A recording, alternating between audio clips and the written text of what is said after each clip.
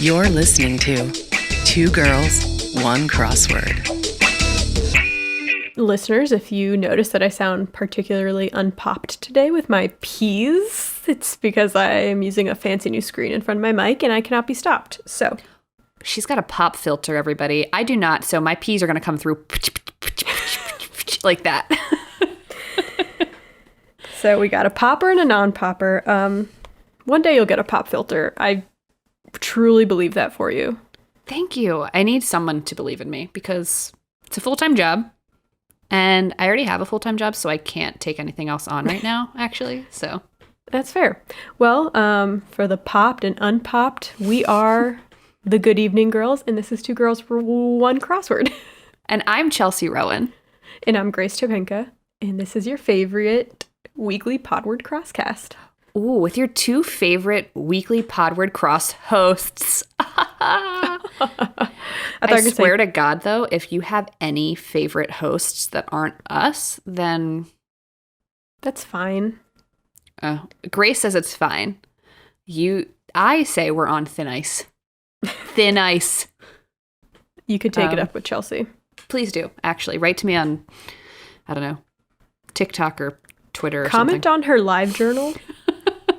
Now that we've got that settled, should we go into our Pollapalooza? Ooh, we had a really good poll this week, and I had a really difficult time picking my own answer, and I don't know if I'm sold yet, so I would love to hear what our listeners have to say, and I would love to hear what you have to say, because maybe I can be swayed one way or the other.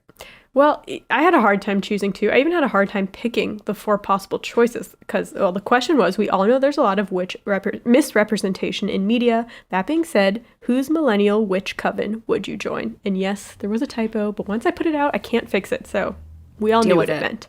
Yes. But the reason why I did millennial witch coven was because there are so many witches in media. I was like, okay, I'm going to do just from like late 90s, early 2000s. Mm-hmm. So we had Twitches, shout out T and Tamara, mm-hmm. the Spellmans, Sabrina and her aunts, the Sanderson sisters from Hocus Pocus, and then the Craft Girlies from The Craft. So, go ahead, tell us the results. I have to say that the Spellmans won by a mile with 57%. Wow. And as someone who just finished watching the entire series from the 90s, I don't blame them, except for the last two seasons are so bad. Sabrina is like the worst witch ever because she doesn't want to use her magic to prove a point or something, that she doesn't need it. I'm like, if I was a witch in college... Are you kidding? Yeah. I don't know. The first like 4 seasons, though, amazing television, still hold up. Highly recommend. Mm-hmm. So the Spellmans won. In second place with 15%, we had the Craft Girlies, and then tied for last at 14%, close behind, were Twitches and the Sanderson sisters. Okay. I feel like, well, first of all, I have to admit I've never seen The Craft. Mm-hmm. So have you? I have, yes. Is it something I should watch? Yes. Then maybe we should watch that, because I can't truly say whether or not I would be The Craft or whatever else. I don't think I would pick the Spellmans just because I haven't seen the 90s version in a very long time. Mm-hmm. The only Spellman coven that I'm familiar with right now is the, Gen Z one. Yes. The new Netflix series, which is good. Would recommend if you like it. And I honestly think, personality-wise, I'd probably be with the Sanderson sisters just because I could see that's that my you. Personality. And that's a compliment. In the best way possible. And I didn't want to say the Sanderson sisters because I feel like, they're evil, whatever. But at the same time, like, they definitely have so much fun. And whatever, they're kind of jaded, like, as I think all witches should be, a little bit. So that's me. That's me in a nutshell. Me in a witch coven. Well, I chose The Craft because I love that movie, even though, they're basically frenemies. Well, I don't want to give anything away, but I just like their vibe the most. But honestly, if I grew up in a house with like my 2 witch aunts and my talking cat, I would be the happiest person in the world. Right. No offense to my family and my pets that don't talk, but All offense to them. I'm just kidding. Great poll this week. Great poll. And if you're interested in participating in our polls, head over to our Twitter. You can follow us at The Good Eve Girls. We post 1 poll a week. and we read the results live on air. You don't want to miss it. You do not.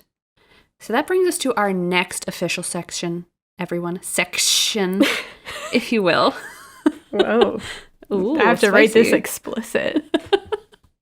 Oh, God. Hits and shits. Yes, we curse on this podcast. SH*T.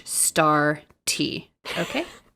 If you're listening to this with your children, I feel bad for your children that you're making them listen to this. Oh, I'll start us off with a hit. Okay? Start us. The ACPT happened. So if you're new here and you don't know what the ACPT is, it's the American Crossword Puzzle Tournament. It has been around since 1973. It's held annually. The only year I don't think it was held was 2020 because nothing was held in 2020. Anyway, it's hosted by none other than Will Shortz, the editor of the New York Times Crossword. It took place on the 23rd, between the 23rd and the 25th. And the champion this year is a constructor that you've seen, if you do the crosswords, you've seen their name show up in many New York Times crosswords. It is Tyler Hinman, so congrats to Tyler.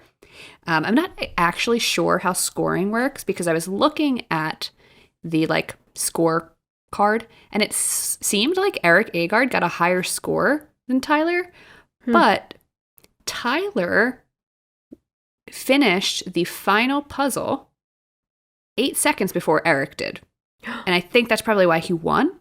But if you do crossword tournaments and I sound like an idiot, please write to me, let me know, and I will correct myself next week on Corrections Corner. But I just think it's amazing that Tyler won by 8 seconds, and I think he completed the puzzle in 3 minutes or something crazy. Are you kidding me? Y'all are nuts. This is Y'all why are I am so talented. scared. I mean, I know that's the best of the best, but I'm not anywhere near that. Right. Well, I was looking at how they do their scorecard, and they count how many letters you get wrong. And I think there's over 1,000 people competing. So there's that grace. And then some people are getting 0 letters wrong, 1, 2 letters wrong. And then there's people that are in the 300s, 400s getting so many letters wrong. And I feel okay, fine. Yeah, actually, Haley, who we had last week, did tell us that, even for beginners and stuff, it's still fun and you can do it non-competitively. Right. Maybe we'll do it under an alias. And then we could run a competition. If you can guess our alias, then we'll send you a virtual high five. I don't know. Shill warts. Will Short's brother, Billiam. Bill Shorts. See you next year at ACPT. What else we got? What do you got? Give me a hit. Give me a shit. Give it to me. I really enjoyed the Monday New York Times crossword by Eric and Lori Bornstein, first of all. Yes. Duo crossword. We love it. Same last name. Siblings, married. Cousins. Neighbors that just happen to have the same last name. I feel if you happen to have the same last name, would you say by Eric and Lori Bornstein? Or would you give, I don't know. Anyways, that is a great question. I was just thinking about it because I had my locker mate in high school had the same last name as me. His last name was Rowan. Mm-hmm. And on the first day of school, I was like, oh my God, that's so funny. We have the same last name. And he was so rude to me. And he never talked to me the whole time we were in high school together. Maybe he was scared of you. He should have been, for sure. But I was super nice. I was like, oh my God, that's so funny. My last name is Rowan. And he looked at me and was like, whatever. And I was like, okay, nice to meet you too. Anyway, fun times. I would love to meet someone with my same last name that I wasn't related to. Right. But anyways, I really loved that puzzle. I liked the theme of it a lot. The revealer was 35 down, feature of many a mall or a place for 20 across, 26 and 30 down. And the answer was food court. So the other answers related were 20 across, figurative site of a 35 down, White Castle. 30 down, figurative ruler of a 35 down was Burger King. And then 26 down, figurative ruler of a 35 down was Dairy Queen. You love to see it. This was a lot of fun. It was right up our alley. Yeah. Once I figured out, I was like, oh, I love this. And then I also really liked 54 across, nitpick literally. And the answer was delouse. Oh, nice. Made me chuckle a bit. We love a chuckle on a Monday. We love to have a good chuckle once in a while when we're doing the puzzles. I feel like there's a lot of good themes this week in general. Mm-hmm. I really liked the Sunday theme from the New York Times, April 25th, Jeremy Newton puzzle. We've seen a puzzle like this recently, I think, in the Washington Post, where it's one of those they advise you to print it out type thing. And I'm always horrible at describing what the themes are, so I'm just going to give it my all. The puzzle was titled Stretching Exercises, and muscles appear in stacked double blocks throughout the puzzle. So muscles that you might see throughout the puzzle would be like a pec or a glute or a trap, okay? And you just got to do the puzzle because it looks really cool once you're finished. But one of the reasons why I loved this theme so much is because some of the themed answers were so good. Did you do the Sunday? I didn't. I think you're going to like some of these. So let's start with 23. No. What's a good one? We'll do. So there's 3 across answers here that all relate to the theme and they're all connected to each other. You kind of have to do the puzzle. I'm shite at explaining. Go on somebody's crossword blog and look it up. 57 across, withstand. The answer was abide. Okay. 59 across, like bread made from almond flour, was gluten-free. And then 61 across, oh hell yes, in quotes, was abso-freaking-lutely. So 57 across, withstand, abide, ab. And the AB of ab was stacked on top of 61 across, oh hell yes, abso-freaking-lutely. So ab was really big in the puzzle and it fit for abide and abso-freaking-lutely. Oh, I see. And then, like bread made from almond flour was gluten-free, and glute from gluten-free was stacked on top of abso-freaking-glutely of abso-freaking-lutely. So that was a lot of fun. And then another one, 71 across. Grammy category won multiple times by Kendrick Lamar was Best Rap Performance. 77 across was racy selfie post for likes on social media in modern lingo. And the answer was thirst trap. And the muscle there was trap. So best rap, so trap from 71 across was stacked on top of thirst trap from 77 across. Was it in the shape of a body? I don't believe it was. No. Well, I officially don't like the theme anymore. So, no, I'm kidding. Very good job. Also, shout out to 78 across. Beehive material. This tripped me up for a while, which it shouldn't have, because the answer was hair. Yeah, and that was a whole topic for you. Yes, and I talk about beehives in particular in episode 85, Things Are Getting Hairy. But that was just a fun one that kind of tripped me up, and I was like, oh, I just did this topic. Anyway, yes, good puzzle all around. Speaking of themes that we've done. Yes. The Tuesday New York Times, April 27th puzzle, 66 across, dubious sightings in the Himalayas. I saw that. Yetis. And that's from episode 85, Things Are Getting Hairy. So, lots of representation for episode 85 this week. Thank you, constructors. To be fair, Yeti comes up a lot. It does. It's crosswordese, folks. Yeah. Did you end up doing the Washington Post Sunday today? I did not end up doing it. I ended up doing the Thursday New York Times instead. Okay. The Washington Post Sunday theme was interesting. It was like websites, but switched around. For example, 23 across, enumerate people like comedians Kilborn, Ferguson, Robinson, etc. Those are all comedians named Craig. And it was list Craigs. So Craigslist. Oh, okay. 39 across was where you can major in funny business. I thought it was going to be Clown College. It was Humor College, and then College Humor is a website. Nice. And then 114 across, Thunder EG ? Is Cloud Sound, SoundCloud. Nice. So there's a lot of themed answers in this one. Oh, and the title was called E-Trade. But some others that I liked from this clue that weren't theme related were 5 across, completely lost unless you're a pirate, and if so, carry on. And that one was at sea, which is crosswordese too. I just enjoyed the cluing. And then another crosswordese that I enjoyed the cluing was 27 across, retort that one might imagine C-3PO saying as a young droid on the playground, R2. Very nice. Very nice. I love when you see crosswordies clued in interesting ways. It kind of makes up for the fact that you're just like, you have to have this certain fill, you know? Yeah. Makes it fun for the solver, okay? Because then you can have this like meta laugh. You're like, aha, they have to have this in here. And I'm going to laugh because you did a really good job cluing it, you know? Mm-hmm. Anyway, very good. Let's see. I have one. Okay. The New York Times, Wednesday, April 28th by Hal Moore. 33 down, The Spirit of Russia, ? Is Vodka. Love it. And then 28 down, where the balcony scene takes place in West Side Story, fire escape. Yes. I don't know why. That clue just made me happy. It made me happy too. I love West Side Story. Mm-hmm. Haven't watched it in a long time though. I would like to watch it again soon. Not to flex, but my mom did meet Rita Moreno. Okay, that is a big flex. So, yeah. And she took a pic. It was like because my mom worked in PR and she was like a spokesperson for something they did in Miami, and they took a picture together, and then my grandparents had it like hung up on the back of their front door, like the door in from the garage. I love forever. that. I love that. Yeah.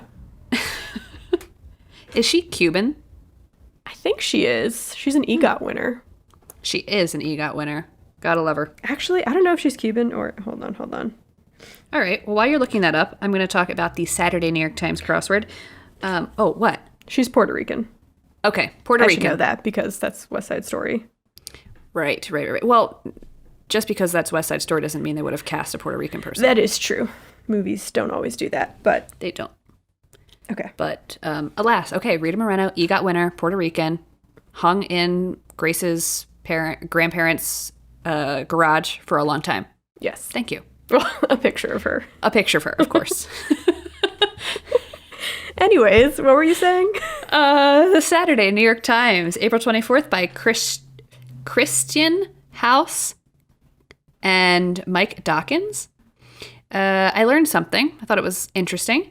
16 across, word that comes from the Dutch for soothsayer and, despite appearances, has no relation to a unit of measurement. And the answer was wiseacre. I thought that was a really interesting clue. I love learning weird little tidbits of information. Mm-hmm. And, you know, in English, we use wiseacre to mean a person who has, like, wisdom or knowledge, but it's kind of more like a know-it-all, you know? And then also... I wanted to ask you, I'm not going to say I have zero knowledge of One Direction. I have very little knowledge of One Direction. Maybe you have more information on this than I do? 19 across, singer who rose to fame on the X Factor. And the answer was Harry Styles, which I love to see Harry Styles in a puzzle. But I thought the One Direction's boys were all on X Factor together. They were, but they didn't audition to... Okay, I don't know. I hope the One Directioners don't come after me, but I believe they all auditioned separately, and then Simon Cowell put them all together in a group. Ah, okay. For some reason, I thought they all auditioned together, but maybe that was I saw something else. I don't know. Okay, cool. Good for Harry, then. Very well. Kudos to Harry. Shall we flip our coin? I'm ready to flip the coin if you're ready to flip the coin. Oh, I'm ready. All right. I'm flipping the coin now.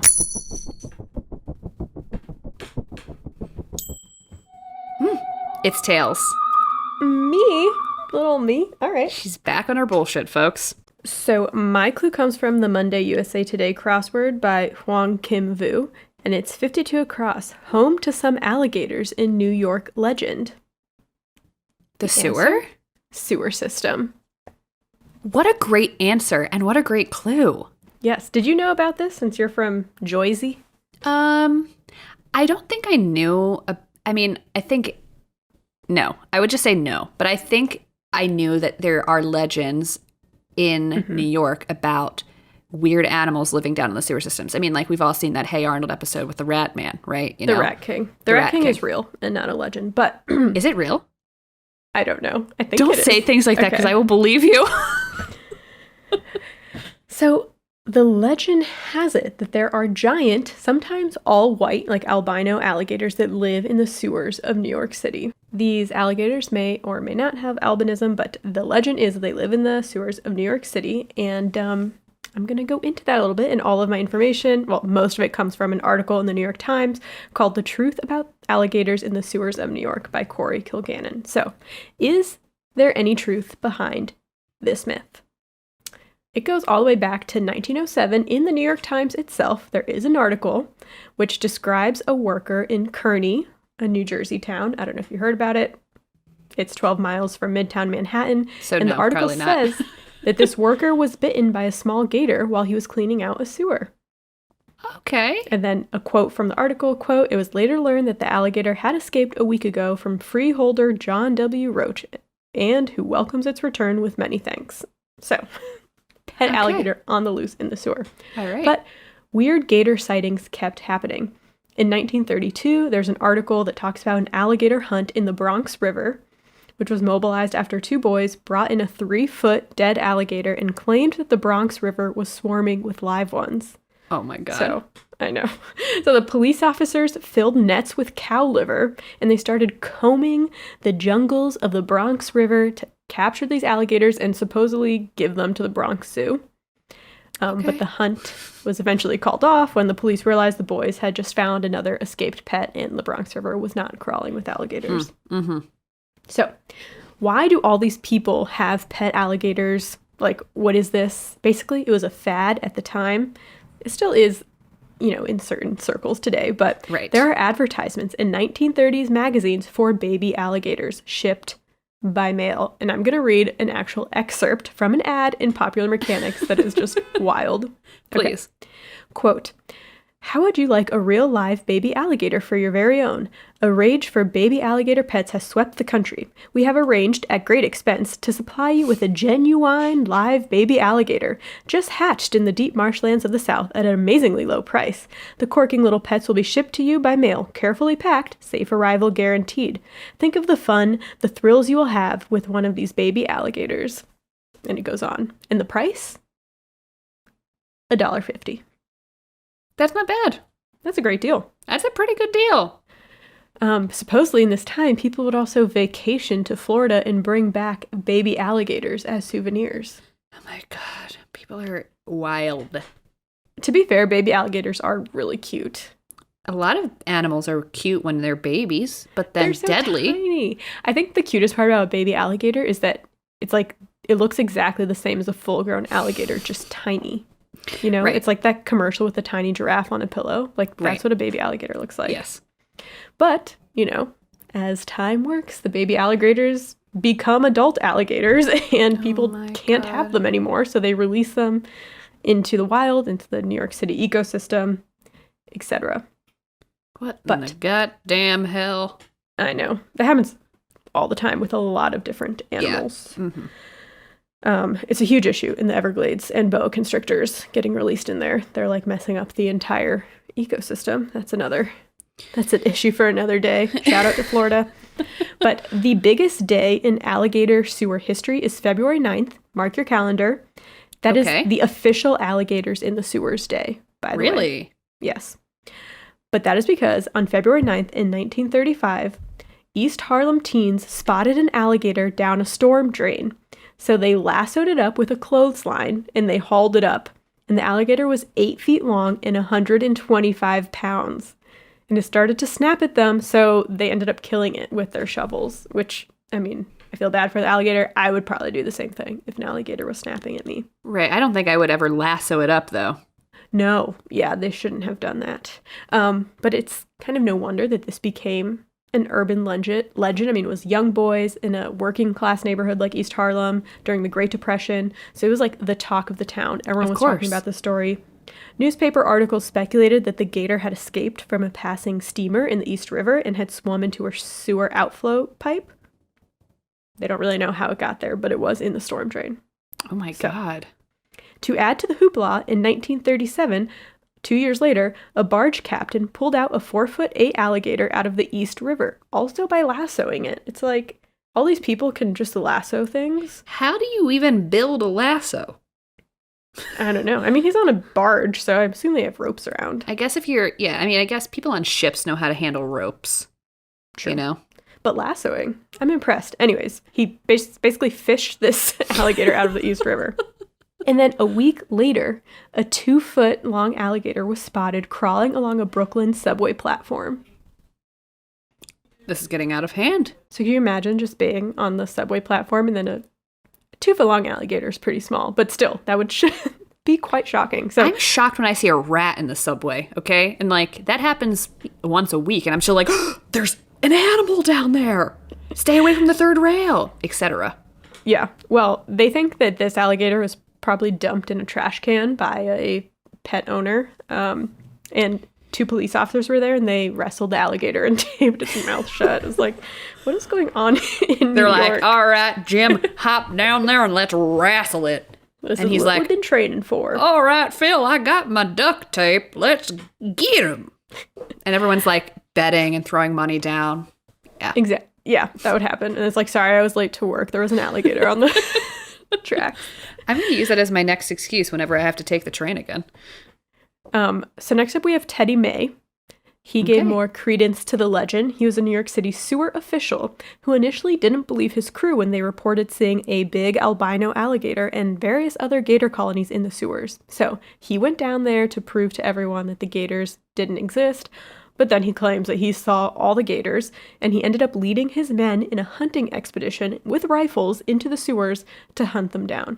And I know this story sounds crazy, but it's corroborated in different, like, official articles. So Mayor Berger, who is a Pulitzer-winning reporter for the Times, wrote about this story. And then when Teddy May died in 1960, his obituary in the New York Times credited him with having, quote, led a squad in clearing the sewers of a number of live alligators that, discarded in the sewers as tiny pets, had survived and grown large. End quote. So What in the God? What's happening in New York? it was written down. But by the 1950s, the whole mail order gator and sewer gator had found themselves in pop culture, from Leave It to Beaver, comic books, etc., etc. In 1980, the horror comedy Alligator came out, which told the story of a baby alligator that got flushed down the toilet in an unnamed city and later becomes a huge killer mutant gator after eating a bunch of discarded lab rats who had been fed, like, hormones, growth hormones. That checks out to me and makes sense. Checks out. In 1982, John T. Flaherty was the New York City sewer chief, and he vehemently denied that there were any gators in the sewer system. He said he seems like a buzzkill. Yeah, he's like the biggest gator denier out there. So he claims he's seen rats, insects, stray fish, dead bodies, even street gang clubhouses, but no gators. Okay, so where's the Rat King? Huh?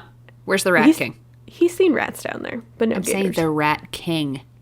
The king of rats. He won't talk about that. Oh. But that same year, in 1982, a 2-foot alligator was found swimming in a Westchester County reservoir that's part of New York City's water supply.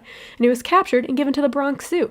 So basically, the Bronx Zoo has alligators because people are just finding them around the city and giving it to the zoo.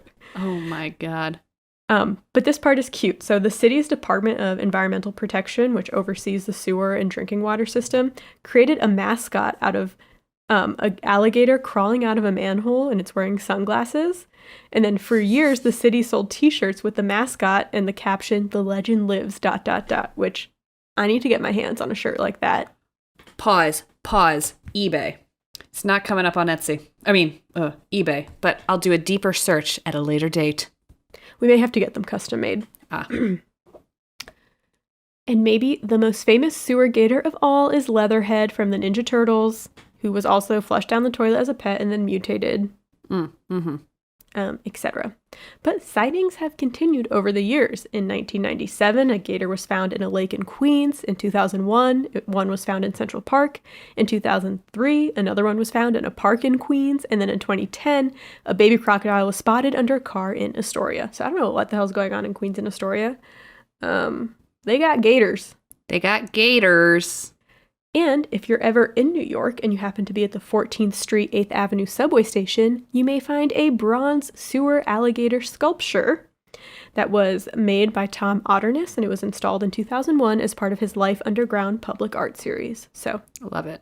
If you're ever wondering what that's about, it has other meanings to it as well, but it's about the sewer gators. It's always been about the gators. Mm-hmm. So to this day, alligators are still being rescued, but most of the time they are just pets that have been released. There is no hard proof that they've ever existed or lived in the sewer systems. Experts say that the New York sewers are too cold and toxic for gators to survive very long anyway. That's what the experts say. What do you the always agree with the non-experts say? experts? No. The experts say that they've like evolved. I mean, gators have been around forever. I think they could evolve to different living conditions. Gators are dinosaurs, okay? Yeah. Like literally. They survived what dinosaurs didn't survive. Okay. I don't know. I believe Teddy Mays and his group that he brought down there with rifles. I'm down for Teddy. Teddy Mays, man. Yeah. Teddy Mays for mayor. He's dead. Also, he was alive. Like, Prove it. I bet you he's down there in the sewers with the alligators. maybe he's Alligator King. Oh, I love the progression. Let's write a fanfic. Done. Coming to a fanfic site near you. I want to talk about some other urban legends. So this is another one that's New York related that I had heard and maybe embarrassingly didn't realize that it's not true. So there's a legend that if you drop a penny from the Empire State Building and it hits someone in the head, it would kill them because it gained so much speed on the way down.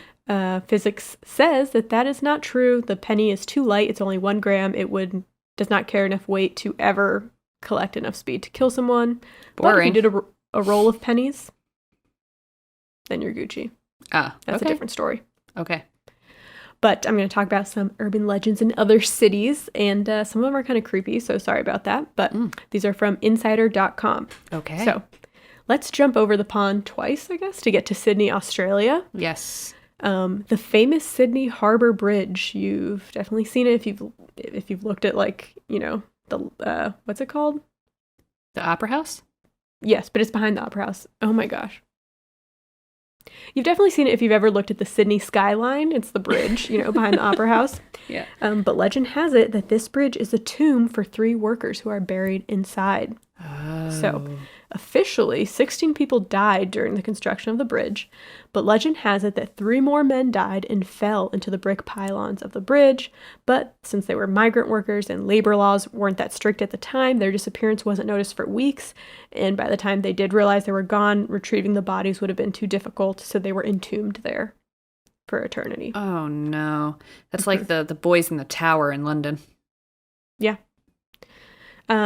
Back to the U.S. now. Okay. Hell's Gate Bridge in Alabama. Alabama. So there's a legend that starts in the 1950s when a young couple was driving over a bridge and they somehow drove the car off the bridge and they drowned and died. So there are 2 legends. 1, if you drive your car out to the middle of the bridge and turn off the lights, the couple will magically appear in your car and leave a wet spot on the seat. Ew, I hate it. Yeah. Legend 2 is that if you drive over the bridge and look over your shoulder halfway through, the scenery behind you turns into a portal to hell engulfed in flames. Hence the name Hell's Gate Bridge. I love it. Let's go. But suspiciously, Hell's Gate Bridge is closed to cars. And it is in such disrepair that walking across it is strongly discouraged. So okay. it's not, they don't use it anymore. So maybe the legend is true. Okay, next I'm going to talk about the Alaskan Triangle. Ooh. So you've probably heard of the Bermuda Triangle, but what about the Alaskan Triangle? On average, 5 out of every 1,000 people go missing in Alaska, according to the LA Times. Now, I read this statistic and I was like, wow, that's crazy. I need to look into this further. Because Grace has been to Alaska, in case you didn't know. Yeah. I love Alaska. Shout out to Alaska. Very cool state. Except for people go missing. Okay, so since record keeping in 1988, 60,700 people have been reported missing in Alaska. That's 5 people reported missing every year per 1,000 residents. Each year, an average of 2,250 people disappear in Alaska. It's twice the national average. Now, this maybe could be explained by it's very easy to get lost in the Alaskan wilderness. I mean, it's tough out there. But the Tlingit tribe that lives in Juneau has their own explanation for the high number of missing people. They blame it on the evil spirits called Kushitaka. So the Kushitaka are shapeshifters, half man, half otter, that lure women and children to water with fake cries in order to steal their human spirit and drown them. Ooh, we've talked about evil water spirits before. Never be lured to water, people. No, It's stay not worth away. it. Okay, Arkansas has their own Bigfoot, and it is called the Boggy Creek Monster. He was first spotted in 1834. He's commonly accepted to be around 7 or 8 feet tall, covered in hair, and a Pisces. And legend says that he roams the creeks of rural Arkansas. You got what is it called? The Boggy. The Boggy Creek Monster. A Bobby Creek Monster. The Boggy Creek Monster. The creek. Yes. Down by the creek, down by the bay. Well, I had where to the do our water home. buffalo go. Sorry. I had to do our home states as well. So this is New Jersey, and their legend is the Jersey Devil.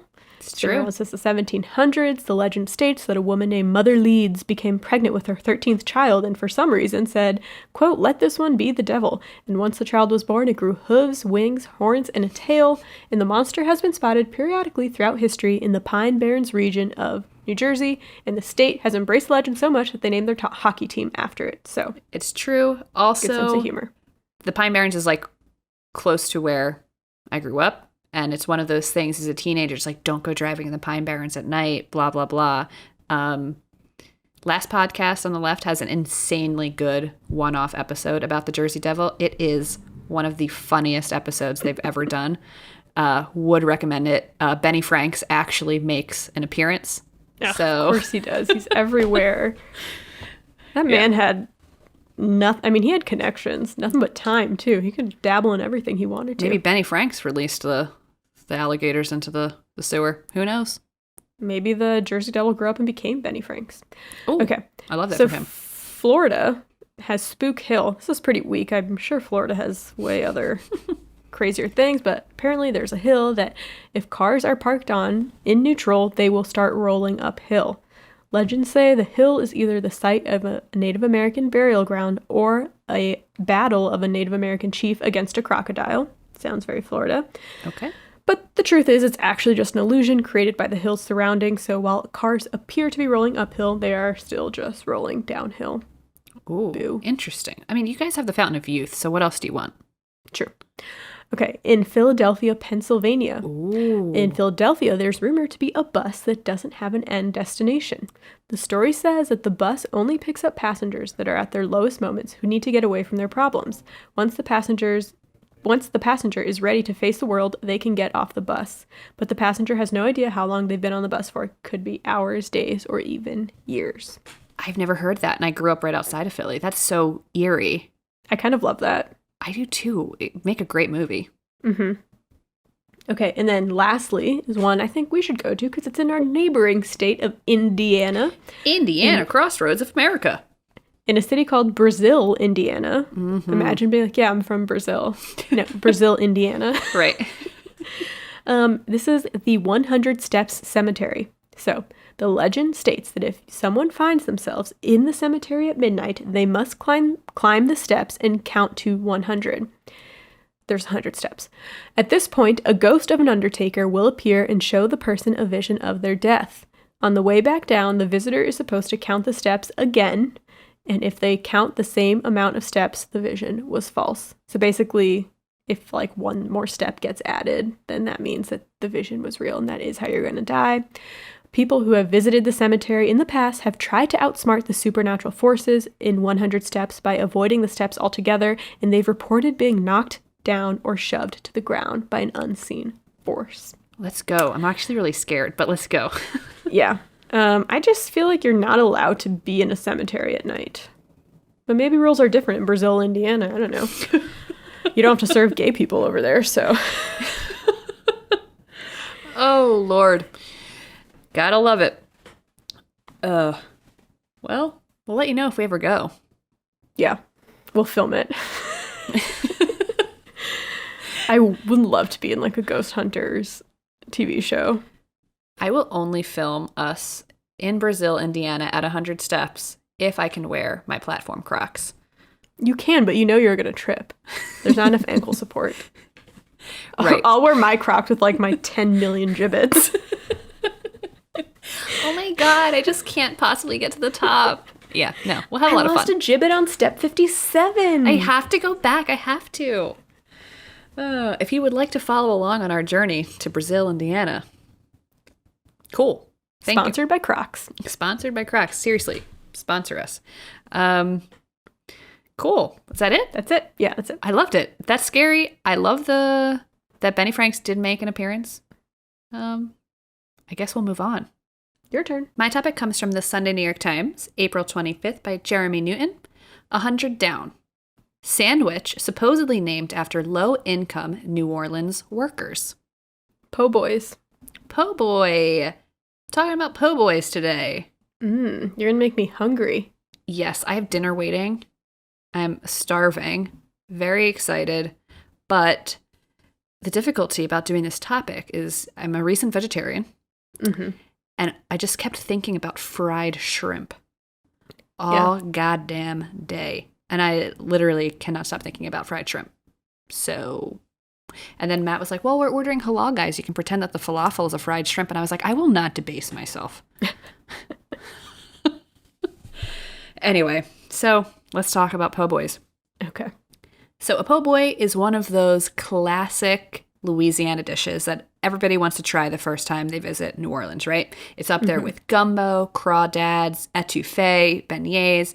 Grace actually talked a little bit about New Orleans food history, sort of, when she talked about baked Alaska on episode 16. Throwback. Oh my gosh. Don't go back there, everyone. It's called Culture Shock. It was a good episode, but it is one of those, like, just, enter at your own risk. Yeah. So yeah. First and foremost, a po' boy is a meat-filled sandwich served on New Orleans French bread. The meat inside can be pretty much anything, but it's often served with roast beef, shrimp, crawfish, catfish, oyster, crab, etc. Have you ever had a po' boy? Yes, I have. Ooh, have you ever been to New Orleans and had a po' boy? Yes, that's where I had it. Okay. TYVM. Tell me about your experience. What kind of po' boy did you have? I think I had the shrimp one, because I think that's the classic one, I believe. I had it a couple times, actually. So good, right? It's delish. I mean, you can't really go wrong. Normally, I'm not a huge fan of seafood on a sandwich, but shrimp and lobster I could make a exception for. Mm-hmm. My boyfriend's brother lived in New Orleans for a very long time, and we got to visit. We stayed with him for a week. And there was this convenience store on St. Charles Avenue that he took us to. And in the back was like a little deli counter and this woman just making po' boys all day. And we got to eat the catfish po' boys from there. Oh my God. So good. I'm dreaming. I'm like salivating here as I'm talking to you about it. Well, you always have the memories. I will. Thanks for the memories. It doesn't make up for the fact that I'm a vegetarian now. So how do you make a po' boy? The traditional fillings are roast beef, baked ham, fried shrimp, fried crawfish, fried catfish, Louisiana hot sausage, French fries, yes, there's a potato version, fried chicken, alligator, duck, boudin, which is like a blood sausage, and rabbit. Okay? The bread that's used is a local style of New Orleans French bread. It's made with less flour and more water than like a traditional baguette, which means that the dough is subsequently wetter and produces a lighter and fluffier bread. According to Wikipedia, so take this with a grain of salt, but according to Wikipedia, this technique of making this New Orleans French bread was developed in the 1700s in the Gulf South because the humid climate was bad for growing wheat, so most of the wheat had to be imported to the area, which means that there was less available wheat, so you had to use less wheat to make your bread. Interesting. Interesting. It tastes so good. It worked out for them, I guess. Tastes so good. And so Grace said a little bit ago that shrimp was the traditional po' boy, right? Wrong. It's okay. I thought that too, and I think it's probably the most popular because it tastes the frickin' best. Honestly, fried shrimp with all the fixings, like hello, yes. But the traditional, original po' boy is called the NOLA, quote, sloppy roast beef po' boy. Gotta love it. I'm not a big roast beef person, so yeah, it makes sense I would have gotten that. And I'm also just not a fan of sloppy roast beef. Like if you're gonna try and sell me on roast beef, if you put sloppy in front of it, like anything with sloppy in front of it, like for food, is an immediate turnoff. Like Sloppy Joe, that is truly, my stomach is turning. I like Sloppy Joe. Oh, gross. Oh, gross. It's a texture thing for me. And also sloppy. I just can't. Anyway, I'm moving on. So yeah, a sloppy roast beef po' boy is filled with thick cuts of beef and served with gravy. You might also see a version where the sandwich is dipped into the gravy au jus style. Roast beef style po' boys are often served with debris, spelled like debris, but pronounced debris, which is basically bits of meat that fell off during cooking and are rendered into like a near gravy consistency. Ooh. Which actually, Megan, okay. Reduce, reuse, recycle. Yes. Outside of the roast beef po' boy tradition, we're going to get to like the like other po' boys, right? Mm-hmm. A dressed po' boy is topped with lettuce, tomato, pickles, and mayo. So anything outside of roast beef, if you like go to like a deli counter and you're like, I want a dressed po' boy, and it's like catfish, it will come with, you know, lettuce, tomato, pickles, and mayo. Cool. Fried seafood po' boys might also be served with melted butter. Okay. Good. Non-seafood po' boys may be served with Creole mustard, and Creole mustard is similar to a French Dijon mustard, but there's a small difference. It's made with brown mustard seeds, and they're marinated in vinegar, horseradish, and other spices, which is different than like a French Dijon, which the seeds are just marinated in white wine.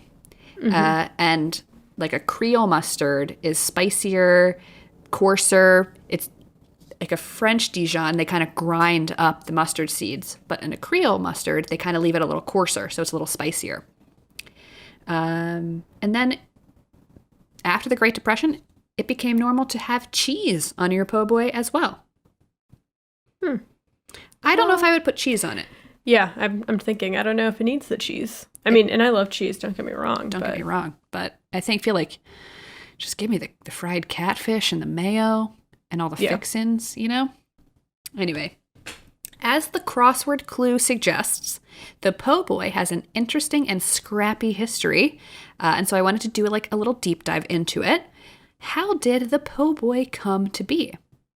There are many, many stories and like accounts and like variations on this tale I'm about to tell you, and I'm sure if you go to Louisiana and you talk to any of the locals or you go to any restaurant that's been around for a while, they may tell you their own version of who invented the po' boy. But this is the most widely accepted version of the story. It is told that the sandwich was invented in the 1920s by two brothers, Clovis and Benjamin Martin. So Clovis and Benjamin were not New Orleans natives. They grew up in a place called Raceland, Louisiana, and they only moved to New Orleans in the mid-1910s, and they worked as streetcar operators. And if you don't know, New Orleans is known for their streetcars. They currently have 4 streetcar lines, the most famous being the one on St. Charles Avenue. They use historic streetcars. It's beautiful. It's fun. Check it out. Back to po' boys. So like I said, the Martin brothers moved to New Orleans in the 1910s. They became streetcar operators. They eventually decided to retire from operating streetcars, and they opened a restaurant on St. Claude Avenue called French Market Restaurant and Coffee Stand in 1922. So then fast forward to 1929. The New Orleans streetcar motormen and conductors go on strike. Why does this matter? I'll tell you why it matters. Tell me. Because 1,100 jobs and the survival of the streetcar union was in question. The union was essentially battling the management of the streetcar, whoever it was that managed the streetcars, about who was going to be controlling the workforce, right? And this is kind of coinciding with a lot of union and like labor strikes that were happening in the United States at the time. This one is a big one. It turned violent. There are weeks where the strikers were just blocking the cable cars, the streetcars from actually running because the management company was bringing in strike breakers from New York to operate the cars. It was a whole big thing. And so local businesses were like rushing to support the union members who were on strike. And the Martin brothers were among those businesses trying to support the strikers. They wrote a letter of support, and in it they declared, quote, Our meal is free to any members of Division 194. We are with you till hell freezes, and when it does, we will furnish blankets to keep you warm. Oh. There you go. How nice, right? But how are the Martin brothers going to provide meals to 1,100 workers and their families? It all starts with bread, baby, okay? Mm-hmm. So the brothers worked with their bread supplier, a guy named John Ganduza, and they created their own loaf of bread that would be ideal for making several large sandwiches. Up until this point, most sandwiches in New Orleans were being made with a traditional short baguette, which is kind of bulged in the center and tapered at the ends. This new loaf, however, was 40 inches long. Ooh, yeah. And a uniform shape throughout. Okay? We love to see it. No tapered here. No hook. No. Anyway, so yeah, you have this big 40-inch loaf. They would cut the ends off of those loaf, and they would use those ends for other dishes, to like sop up gravy or serve it on the table, whatever. Mm-hmm. And then they would use the rest of the loaf to feed the striking families, an inexpensive sandwich consisting of gravy and spare bits of roast beef. They'd serve the sandwich to the strikers and unemployed workers from the back of their restaurant, and the story goes, when a worker arrived to get a sandwich, the kitchen staff would shout, "Here comes another poor boy." And the name transferred to the sandwich, and over time, it was shortened to Po' Boy. So you'd be getting like a family sandwich. Right. You get a 40-incher. You show up to the back of the restaurant. You're like, hey. And they're like, hey, poor boy. And they slap the sandwich on your wrists. And then you waddle home to your wife and kids. And you all eat off of it at the same time, I assume. Exactly. Just, you kind of like at a trough, Like a candle that burns at both ends. Yes. Factual. But okay, just hold on a second. It's never that simple. No. Okay? It's never that simple. I found an article on NOLA.com.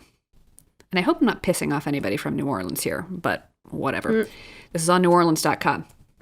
And it's by a guy named James Karst. And James Karst suggests that the Martin Brothers story is in some ways probably a fabrication.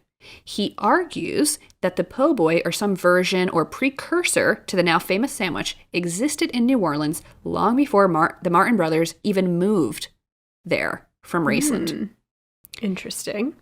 Okay, so what's the deal? Karst suggests that the story of the brothers being there during a critical moment of the streetcar strike and inventing this sandwich for strikers didn't actually appear until 1969, when it was published in a New Orleans newspaper, which was 40 years after the strike. So what the hell? He found more evidence that the brothers had actually been cooking a po' boy or some version of this sandwich at one of their restaurants long before the strike even happened. So if they invented it, they didn't invent it for the strikers. Okay? And the evidence comes from an article published in a New Orleans newspaper called The New Orleans States in 1933. The States documented the history of the brothers and their various restaurants and said that the brothers were selling, quote, sandwiches of half a loaf of French bread generously filled with whatever one desired, from roast beef to oysters, end quote, long before they opened their store in the French Market, where they were located during the 1929 strike. So they've been selling the sandwich for years before the strike even happened. So it suggests, like I said, that they were selling the sandwich before the strike happened, right? So what's But it makes deal? a better story if they invented it for the strike. It does. In the same article, Karst talks about a jazz legend, Sidney Bechet. Sidney Bechet wrote about the po' boy sandwich in his autobiography, which he published in the 60s. Bechet talks about his collaboration with an up-and-coming cornet player named Louis Armstrong and how they played together in the 1910s. After one of their shows, Bechet, Armstrong, and their drummer, Little Mac, quote, went out and bought some beer with the money and got those sandwiches, poor boys, they're called, a half a loaf of bread split open and stuffed with ham. We really had good times, end quote. So, poor boys were around in the 1910s? It's possible that Bechet learned about the sandwich name later and embellished the story. I mean, his autobiography was published in the 60s, right? But Karst says that after Bechet moved away from NOLA in 1917, so he moved away in 1917 before the strike even happened, Bechet rarely ever returned to New Orleans. He went back for like 10 days in 1944 and another night in 1945. So it's not like he was connected to New Orleans culture. That's suspicious. That's weird. So did Bechet and Armstrong really eat poor boys together in the 1910s? Literally, I have no idea. I'm just putting out facts for y'all. You all can make your own decisions. Also, I have to also include that lunch stands in New Orleans have been serving sandwiches very similar to poor boys long before the po' boy name became famous. The Oyster Sandwich, for example, was being sold in 1917 at a place called Comus Soda Fountain on Common Street. They ran an ad for their sandwich. The ad reads as, quote, 4 delicious fried oysters in a toasted buttered French loaf with a piece of pickle wrapped in sanitary wax paper, sealed bag for 10 cents, end quote. And the oyster sandwich was being sold in New Orleans as early as 1851. There's a place called Sam's Saloon on St. Charles Avenue, and there was a write-up about this place in a newspaper called the Daily Picayune in 1851 about the sandwich. Here it is, quote, a big loaf of bread is dug out, reserving a crust as a stop. Any quantity of delicious fried or broiled oysters is piled in, the top is neatly put on, and a gentleman can carry his loaf home. End quote. That is a convenient way to carry oysters. It's a great way to carry your oysters. Just get a huge loaf, dig out the center, and take it home to wifey and kids. Or husband and kids. Or husband and kids. Or whatever's in kids, right? Or no kids. Take it home to your dog, your cat, your lizard, your alligator. Your baby alligator that you know you shouldn't have bought. You know it. It is cute. You know it. Just go to the zoo if you're really dying to see an alligator. Dude, you live in New Orleans? Just go outside your front door, am I right? I actually went on like an alligator tour when I was in New Orleans. And at the time, well, I got sunburned and I hated it. And it was too sunny. And I fell asleep in the car because I was sun tired. But they throw marshmallows at those poor things and they eat them. Yeah, I know. I went on an alligator tour too, and the person I was with was like in awe. And I was like, Eon, been there, done that. I'm from Florida. This is like not anything. Alligators are like possums. Not saying that they're like running rampant on the streets, but you know. Right. Have you seen an alligator in person, like in the wild in Miami? Not like walking on the street, although there have been some like that, like the climatic canals, but there is it's called Alligator Alley, and it's like a bike path, and there's just alligators chilling. But anyone can, like kids, you can like ride your bike down it. They don't really attack. They have a bad PR team. Yeah, no, we got to get them in contact with the ogre PR team. Yeah. Well, all right. Well, be careful out there with your alligators. Anyway, so I didn't really clear anything up with the po' boy situation. What I do want to say is that the Martin brothers were integral to the popularization of the po' boy, okay? And I'm really grateful for them for that because it's a delicious sandwich. And if I could, I would eat one right freaking now. Did they really invent the po' boy? Did they just happen to be in the right place at the right time? Were they master marketers? Do they have their own really good PR team? I'm not sure if it really matters. But like I said, what matters is that the sandwich has persisted to this day. And amen. That's what I have to say on po' boys. So amen and God bless. Ugh, I really want a po' boy, but I'm having tacos tonight. So, yum. That's that, I guess. That's that. You're having tacos. I'm having falafel in lieu of fried shrimp. I can't complain, really.